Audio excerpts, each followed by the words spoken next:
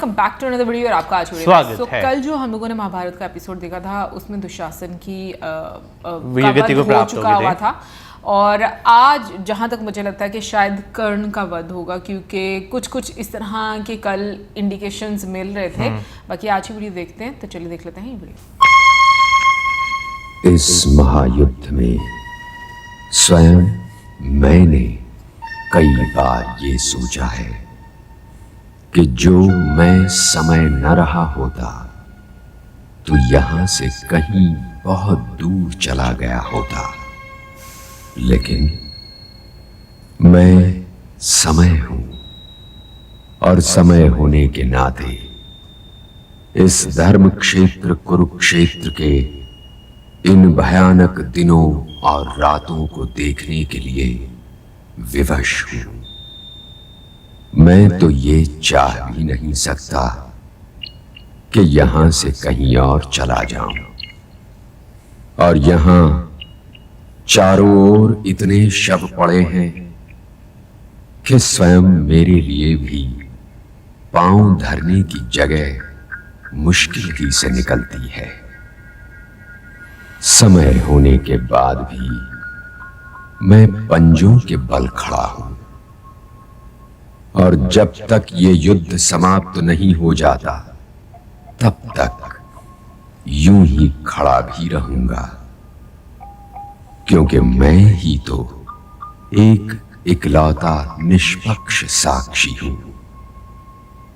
नहीं तो यहां हर व्यक्ति या हारने वालों के पक्ष में है या जीतने वालों के पक्ष में।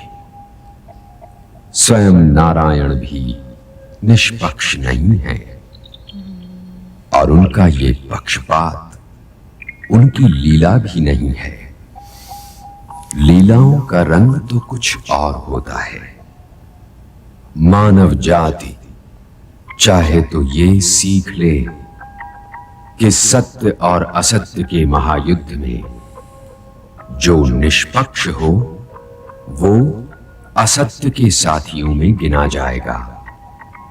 इस संघर्ष में जो निष्पक्ष है वो अपराधी है। इसलिए हे मानव, यदि अभिमन्यु का शव उठाना पड़े तो उठा, किंतु ऐसे संघर्षों में निष्पक्ष न रहे। यदि पितामह भीष्म के लिए तीरों की शैया बनानी पड़े तो बना, किंतु ऐसी स्थिति में निष्पक्ष न रहे। एक साइड पे नहीं रहता। गुरु श्रेष्ठ द्रोण भी सामने आ जाएं तो उन्हें केवल प्रणाम ही न कर, उनका सामना भी कर।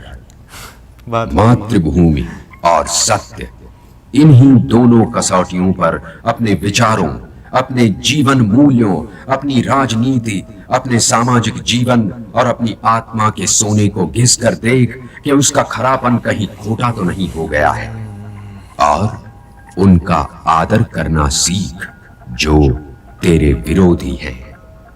क्या तूने ये नहीं देखा कि स्वयं नारायण भीष्म को प्रणाम कर रहे हैं?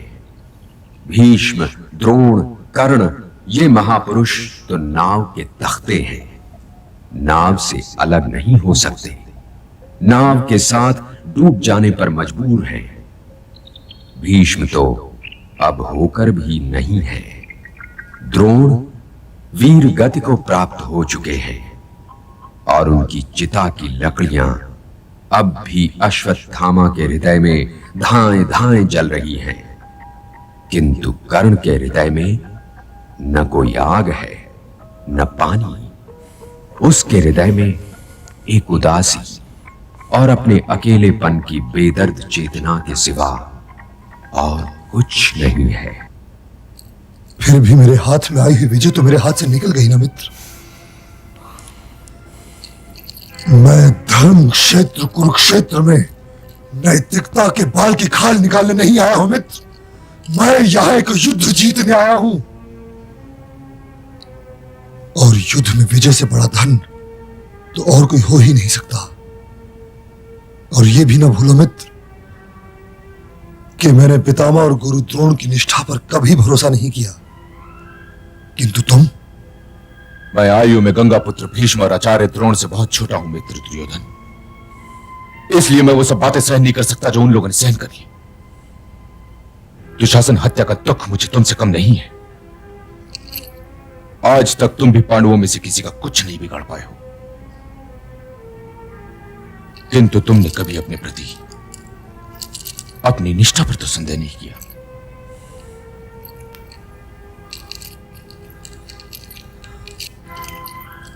मैंने तुम्हारी निष्ठा पर कभी संदेह प्रकट नहीं किया मित्र। इसी बात का तो दुख है कि तुम कदाचित ये जानते नहीं, परंतु तुमने मेरी निष्ठा पर संदेह प्रकट किया। यदि ऐसा नहीं है तो तुम बार बार सूर्यदेव पर क्यों चिल्ला रहे हो कि उन्होंने अस्त होकर तुम्हारे हाथों से अर्जुन का शव छीन लिया? क्या तुम नहीं जानते मित्र कि मैं कितने तनाव में हूं? जानता हूं, भली भांति जानता हूं मित्र, किंतु तुम ये नहीं जानते कि मैं कितने दबाव में हूं।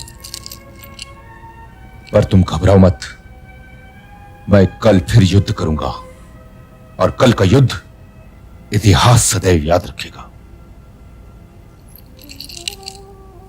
मित्र, मैं तुम्हारे तुणीर का एक बाण हूं और जब भी चलूंगा तुम्हारे लक्ष्य की ओर ही चलूंगा। तुम अपने अपमान को बार बार बीच में ना लाओ द्रौपदी। ये युद्ध तुम्हारे अपमान से बहुत बड़ा है। इस पीड़ा को समझने का प्रयत्न करो कि हम इस रणभूमि में अपने पूर्वजों का लहू बहा रहे हैं। तुम इसे अपने केशों के स्वाभिमान की रक्षा के लिए होने वाला युद्ध समझने की भूल ना करो पांचाली। तुम्हारे केश अति सुंदर हैं, बहुत बड़े हैं, किंतु ना वो हस्तिनापुर से अधिक सुंदर हैं और ना ही वो हस्तिनापुर से बड़े हैं पांचाली। इसलिए अपने इन केशों में लगे हुए दुशासन के लहू को धो डालो। रक्त थमनी में अच्छा लगता है, थमनी से निकलकर वो शरणार्थी हो जाता है, असहाय, अनाथ। तो क्या मेरे अपमान का कोई अर्थ नहीं धनुधर? है प्रिय द्रौपदी, है, किंतु उतना नहीं जितना तुम समझ रही हो। तुम द्रौपदी हो प्रिय, तुम हस्तिनापुर नहीं हो। और ये कहकर मैं तुम्हारा महत्व कम नहीं कर रहा हूं। मैं तो तुम्हें यह समझाने का प्रयत्न कर रहा हूं कि हस्तिनापुर एक सागर है और तुम उस सागर की एक बूंद। तुम्हारे बिना वो सागर अधूरा है प्रिय, और यही तुम्हारा महत्व है। अपने अपमान को बीच में लाकर तुम अपना मूल्य कम ना करो। अर्थात तुम कर्णवध नहीं करोगे? यह तुमसे किसने कह दिया? हस्तिनापुर की सुरक्षा के लिए कर्णवध आवश्यक है। तुम केवल द्रौपदी ना बनी रहो प्रिय, तुम हस्तिनापुर के स्वाभिमान का प्रतीक हो। अपमान तुम्हारा नहीं हुआ था, अपमान हुआ था हस्तिनापुर का। मुझे तुम्हें दिया हुआ वचन याद है प्रिय। वो सूत पुत्र कर्ण कल का सूर्यास्त नहीं दिखेगा।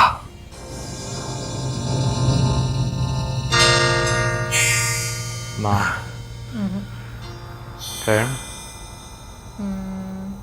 मुझे बस एक दिन के लिए अपने शाप से मुक्त कर दीजिए,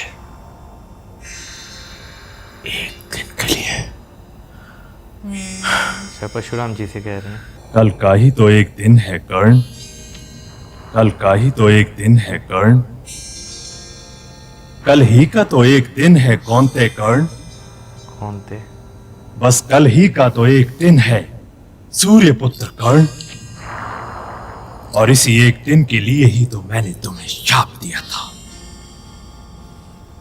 हे पुत्र, इस युद्ध में विजयी होने से तुम्हें कुछ नहीं मिलेगा। यदि वासुदेव कृष्ण के होते हुए तुम विजयी हो भी गए तब भी कंगाल हो जाओगे। हे दानवीर, विजय पर पांडवों का अधिकार है और तुम लेने के लिए प्रसिद्ध नहीं हो कर्ण, तुम देने के लिए प्रसिद्ध हो। अपने भाग्य से संधि कर लो। अभिमन्यु की हत्या में भाग लेकर तुम दुर्योधन के ऋण से मुक्त हो चुके हो। सब कुछ जानकर अनजान ना बनो।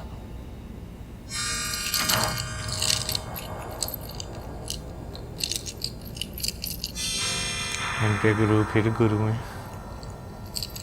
मेरे आशीर्वाद की छाया में जाओ कर्ण। मर्त्य लोक हो चाहे स्वर्ग लोक,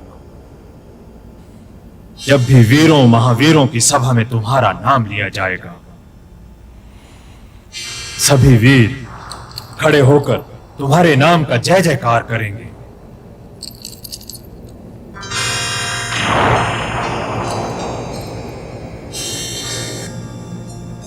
मतलब उनको पहले ही पता चल गया था। यार जब कवच लेने आना था तभी पहले पता चल गया था। जाग जाएंगे।